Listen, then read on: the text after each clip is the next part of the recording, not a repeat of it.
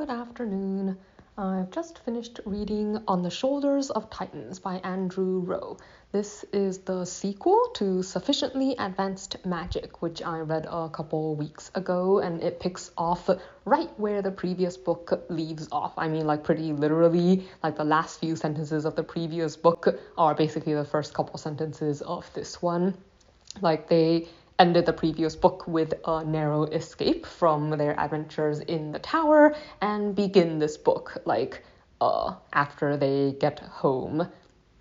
So very brief recap. This is a universe where, at least for where the main characters live, people can earn the ability to use different types of magic by going into these different towers and managing to survive the different rooms that present challenges to them as they move through. So what kind of magic people can use is slightly at random and depends on what mark you earn, like which they refer to as an attunement. So this story is the second half of Corin and his friends' first year at the academy, where all students go after they get an attunement in order to learn how to use them. Like this is how their country funnels people into things like their military and also the groups that they have dedicated to exploring the spires or towers as a whole, since there's a lot of stuff to be found inside, since they're a lot like the kinds of dungeons that you get in RPG games, and I mean that pretty literally too. So there's a number of plots, I guess, continuing on in this story. Like Corin got a second attunement in the previous book and is learning about like what it is, what it does, and how he can use it with his first attunement to I guess specialize more, like what exactly he can do with the gifts that he now has.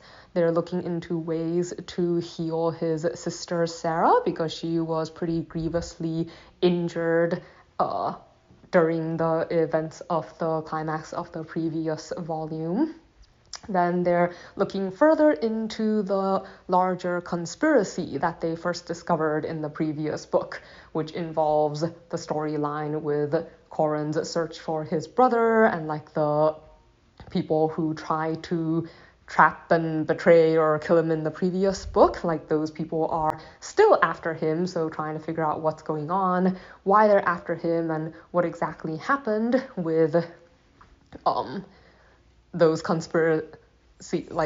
those particular people is a pretty important element of this story. So all of them are working on their specific skills and building up their ability to defend themselves now, because staying ahead of these people is going to be another important element. So let's see. I think there's a lot more fighting in this book than in the previous one. Like you do still get a lot of like the classes and looking more into like developing their magical talents and using their different skills, but primarily in combat in this case. Like you have some of the exams and puzzle rooms that they went through in like the tower and their previous exams, but a bit more focus on the fighting than on the puzzle solving aspect.